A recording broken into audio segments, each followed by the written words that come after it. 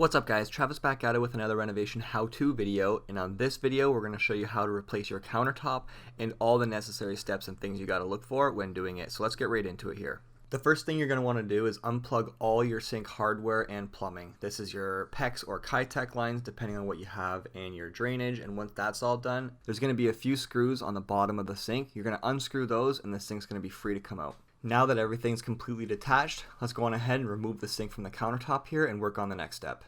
Now when removing the sink, you're probably going to have a line of residue like we do here, but this whole countertop's getting removed, so we're going to make sure that this doesn't happen when we caulk the new sink upon placing it in.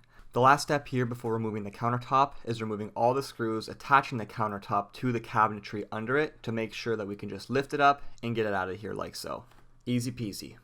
Now for the fun stuff. We're going to bring the new countertop in and place it, making sure all our measurements line up so we can start cutting out the sink and installing the sink. Usually when cutting the sink, I use a jigsaw or an oscillator multi-tool in order to get the corners done because the saw doesn't get all the way to the corners. If you want it to be a really nice clean finish, that's just what you're going to have to do in order to get it done. So now that it's all cut out and we rerouted our ABS, we're going to dry fit the sink in here just to make sure everything lines up before installing the faucet and dry fitting it again.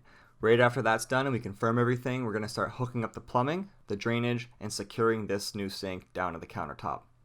And last but very certainly not least, we're going to caulk and seal this sink just to make sure we don't get that same grimy, yucky line under there that's happened with the old sink.